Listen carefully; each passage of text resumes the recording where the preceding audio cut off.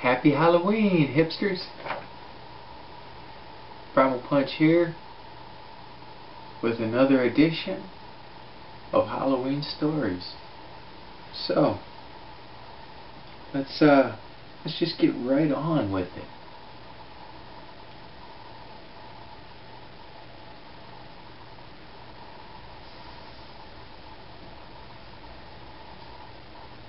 Is that creepy? Like when someone just stays really still. If you look at someone like that, just look at them when they're talking, like, because you don't want to talk to them, you want a conversation to end.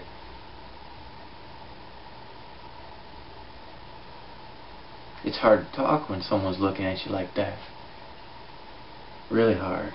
So, where was I? Oh yeah. Look behind you. Look, better look.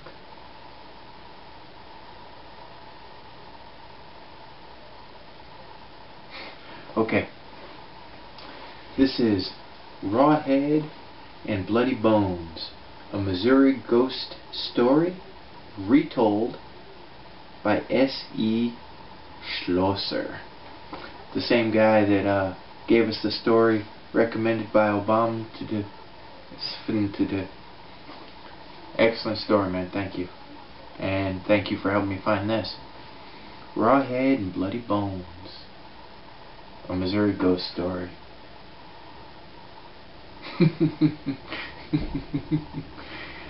Way back in the deep woods there lived a scrawny old woman who had a reputation for being the best conjuring woman in the Ozarks.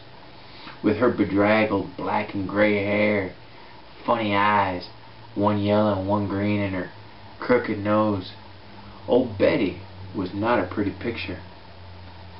But she was the best there was at fixing what ailed a man, and that was all that counted. Old Betty's house was full of herbs and roots and bottles filled with conjuring medicine. The walls was lined with strange books brimming with magical spells. Old Betty was the only one living in the hollow who knew how to read. Her granny, who was also a conjurer, had taught her the skill as part of her magical training. Just about the only friend old Betty had was a tough, mean, ugly old razorback hog that ran wild around her place. It rooted so much in her kitchen garbage that all the leftover spells started affecting it. Some folks swore up and down that old razorback hog sometimes walked upright like a man. One fella claimed he seen the pig sitting in the rocker on old Betty's porch, chattering away to her while she stewed up some potions in the kitchen. But everyone discounted that story on account of the fella who told it was a little too fine to shine. Rawhead was the name old Betty gave the razorback, referring maybe to the way the ugly creature looked, a bit like some of the dead pigs come butchering time down at Hogskull Hollow. The razorback didn't mind the funny name. Rawhead kept following old Betty around her little kitchen and rooting up the kitchen leftovers. He'd even walk to town with her when she came to the local mercantile to sell her home remedies. Well, folks in town got so used to seeing Rawhead and old Betty around the town that it looked mighty strange one day around hog driving time when old Betty came to the mercantile without him. "Where's Rawhead?" the owner asked as he accepted her basket full of homemade remedy potions. The liquid in the bottles swished in an agitated manner as old Betty said, "I ain't seen him around today and I'm mighty worried." "You seen him here in town?" "Nobody's seen him around today. They would have told me if and they did," the mercantile owner said. "We'll keep a lookout for you." "Well, that's mighty kind of you, mighty kind. If you see him, tell him come home straight away," old Betty said. The mercantile owner nodded agreement as he handed over her weekly pay. Old Betty fussed to herself all the way home. It wasn't like Rawhead to disappear, especially not the day they went to town. The man at the mercantile always saved the best scraps for a mean old razorback, and Rawhead never ever missed a visit. When the old conjuring woman got home, she mixed up a potion and poured it onto a flat plate. "Where's that old hog got to?" she asked the liquid. It clouded over, and then a series of pictures formed. First, old Betty saw the good-for-nothing hunter that lived on the next ridge, sneaking round the forest, rounding up razorback hogs that didn't belong to him. One of the hogs was Rawhead. Then she saw him taking the hogs down to Hog Scald Hollow, where folks from the next town were slaughtering their razorbacks. Then she saw her hog, Rawhead, slaughtered with the rest of the pigs and hung up for gutting. The final picture in the liquid was the pile of bloody bones that had once been her hog, and his scraped clean head lying with the other hogs' heads in a pile. Old Betty was infuriated by the death of her only friend. It was murder to her, plain and simple. Everyone in 3 counties knew that Rawhead was her friend, and that lazy hog-stealing good-for-nothing hunter on the ridge was going to pay for slaughtering him. Now, old Betty tried to practice white conjuring most of the time, but she knew the dark secrets too. She knew the dark ones. Now, she pulled out an old, secret book her granny given her and turned to the very last page. She lit several candles and put them around the plate containing the liquid picture of Rawhead and his bloody bones, and she began to chant, "Rawhead and bloody bones, Rawhead and bloody bones." The light from the windows disappeared as if the sun had been snuffed out like a candle. Dark clouds billowed into the clearing where old Betty's cabin stood, and the howl of dark spirits could be heard in the wind that pummeled the treetops. "Rawhead and bloody bones, Rawhead and bloody bones." Betty continued to chant until a bolt of silver lightning left the plate and streaked out through the window, heading in the direction of Hog Scald Hollow. When the silver light struck Rawhead's severed head, which had piled on the hunter's wagon with the other hogs' heads, it tumbled to the ground and rolled until it was touching the bloody bones that had once inhabited its body. As the hunter's wagon rumbled away toward the ridge where he lived, the enchanted Rawhead called out, "Bloody bones, get up and dance." Immediately, the bloody bones reassembled themselves into the skeleton of a razorback hog, walking upright, as Rawhead had often done when he was alone with old Betty. The head hopped up on top of the skeleton, and Rawhead went searching through the woods for weapons to use against that hunter. He borrowed the sharp teeth of a dying panther, the claws of a long-dead bear, and the tail from a rotten raccoon, and put them over his skinned head and bloody bones.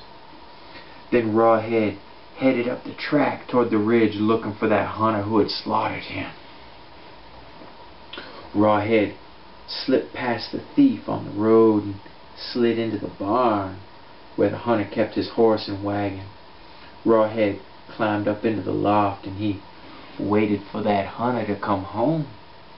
It was dusk when the hunter drove into the barn and unhitched his horse.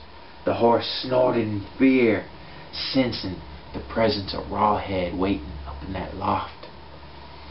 Wondering what was disturbing his usually calm horse, the hunter looked around and he saw a large pair of eyes staring down at him from the darkness in that loft. The hunter frowned, thinking it was one of the local kids fooling around in his barn.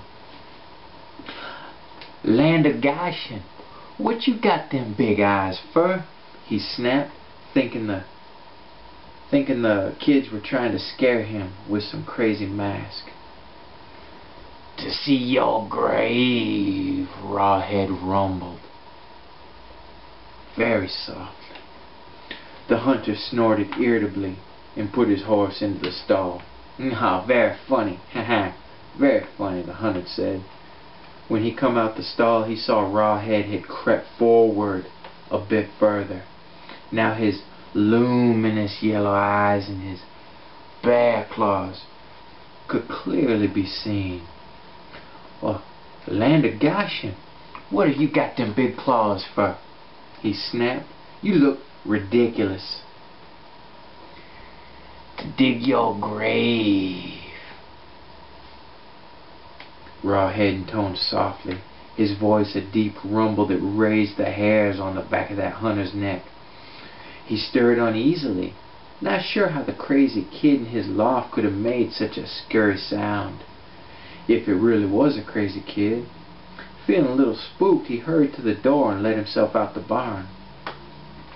Well, Rawhead slipped out of the loft and climbed down the side of the barn behind him. With nary a rustle to reveal his presence, Rawhead raced through the trees and up the path to a large moonlit rock. He hid in the shadows of the huge stone so that the only things showing were his gleaming yellow eyes, his bare claws, and his raccoon tail. When the hunter came level with the rock on the side of the path, he gave a startled yelp, and staring at Rawhead, he gasped, "You nearly knocked the heart right out of me, you crazy kid. Land of Goshen, what you got that crazy tail for?" "To sweep your grave," Rawhead boomed, his enchanted voice echoing through the woods, getting louder and louder and louder with each echo. The hunter took to his heels and ran for his cabin. He raced past the old well house, past the woodpile, over the rotting fence and into his yard. But Rawhead was faster. When the hunter reached his porch, Rawhead leapt from the shadows and loomed above him. The hunter stared in terror up at Rawhead's gleaming yellow eyes, and old ugly Razorback leapt from the shadows. And that ugly Razorback hogshead, his bloody bone skeleton with its long bare claws, sweeping Raccoon's tail, and gleaming sharp Panther's teeth. "Land of Goshen, what do you got them big teeth for?" he gasped desperately, stumbling backwards from the terrible figure before him. "To eat you up like you wanted to eat me," Rawhead roared, descending upon that good-for-nothing hunter. The murdering thief gave one long scream in the moonlight. Then there was silence and the sound of crunching. Nothing more was ever seen or heard of the lazy hunter who lived on that ridge. His horse also disappeared that night. But sometimes folks would see Rawhead roaming through the forest in the company of his friend Old Betty. And once a month, on the night of the full moon, Rawhead would ride the hunter's horse through town, wearing that old man's blue overalls over his bloody bones, with a hole cut out for his raccoon tail. In his bloody, bare-clawed hands he carried his raw, razorback hogshead, lifting it high against the full moon for everyone to see. Well, that's a good one. I'm gonna cut it off there. Alright, we're getting close to Halloween. This is Primal Punch saying thank you all, and I especially want to say thank you to Legit Alpha Dude. You're always saying nice things on my videos, man. I appreciate you. Legit Alpha Dude, check him out. Good guy.